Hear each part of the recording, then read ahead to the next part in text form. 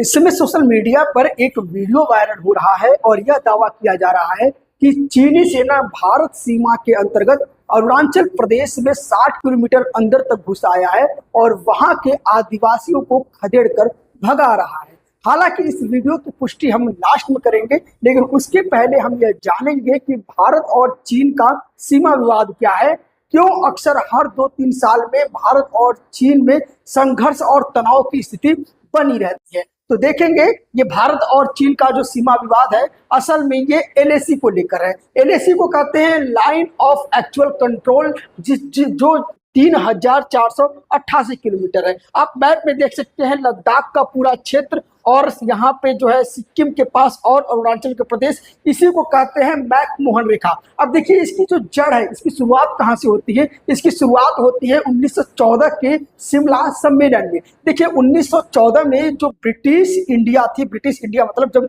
हमारे भारत पे अंग्रेजों का कब्जा था, तो अब ब्रिटिश इंडिया जो थी भारत की सीमा का निर्धारण करने के लिए एक शिमला सम्मेलन कराती है। शिमला सम्मेलन में 3 देशों को निमंत्रित किया जाता है, भारत, जो ब्रिटिश इंडिया थी, चीन और तिब्बत। ध्यान देने वाली बात है कि तिब्बत उस समय एक देश था और इस सम्मेलन में मैकमोहन रेखा को जो है कंफर्म किया जाता है, लेकिन चीन इस मैकमोहन रेखा को मानने से तैयार नहीं है, क्योंकि उसका मानना यह है, उसका तर्क यह है कि तिब्बत उस समय स्वतंत्र देश नहीं था, संप्रभु देश नहीं था, तो उसके द्वारा किया गया कोई भी समझौता तार्किक रूप से सही नहीं है। और यही कारण है कि जो है चीन जो है, जो 1914 का शिमला सम्मेलन हुआ था, उसको वो डिनाय करता है और एलएसी को वो मानने से इनकार करता है। उसके बाद 1948 में क्या करता है, चीन जो है पूरी तरीके से तिब्बत पर कब्जा कर लेता है और तिब्बत पर कब्जा करने के बाद जो है 1950 में अक्साई चीन पर, जो भारत का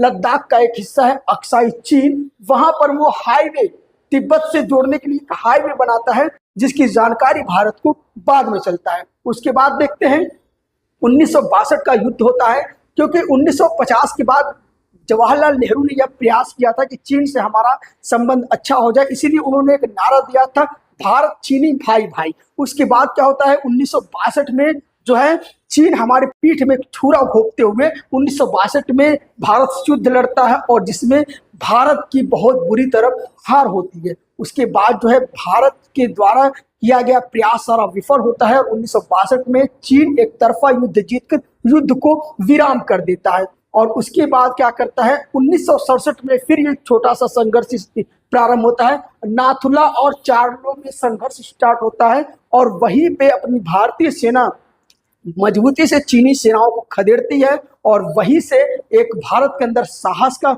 जीत आता है। उसके बाद अगर हम बात करेंगे कि 1987 में सुमेदो रोंगचुक में एक संघर्ष होता है और वहां पे भारत के द्वारा ऑपरेशन फॉल्कन चलाया जाता है और चीन को साफ संदेश दिया जाता है कि यदि आप भारत की जमीन पे पैर रखते हैं तो आपके पैरों को काट दिया जाएगा। उसके बाद देखते हैं उसके बाद 1993 से 1996 भारत और चीन में समझौता होता है और यह तय किया जाता है कि चीन और भारत की सीमा पे कोई भी सेना अपने पास हथियार नहीं रखेगी हिंसा को रोकने के लिए, और ये दशकों तक इस समझौते को फॉलो किया जाता है। लेकिन 2017 में इस समझौते का उल्लंघन होता है और डोकलाम विवाद उत्पन्न आता है। ध्यान देने वाली बात है, जो डोकलाम क्षेत्र है वो भूटान में है और भूटान की राष्ट्रीय सुरक्षा और अंतर्राष्ट्रीय सुरक्षा की जिम्मेदारी भारत के पास है, इसीलिए वहां पे विवाद सीधा भारत और चीन में हो जाता है।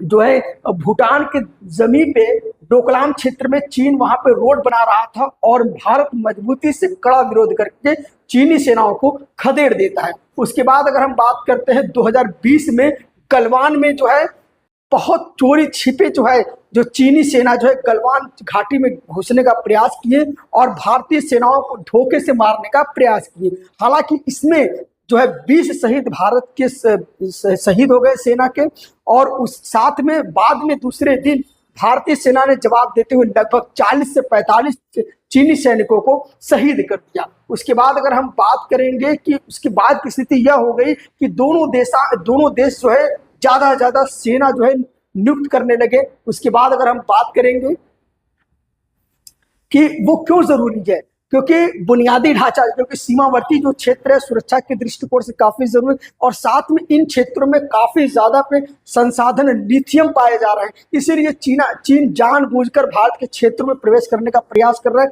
क्योंकि वहां पे ज्यादातर पेट्रोलियम और लिथियम मिलने के चांसेस है। उसके बाद अगर हम बात करेंगे कि राजनीतिक चुनौती क्या है, क्यों भारत के लिए सबसे बड़ा दिक्कत आ रहा है, क्योंकि देखिए भारत और चीन में कभी खुलकर संघर्ष विद्रोह नहीं हुआ 1962 के बाद।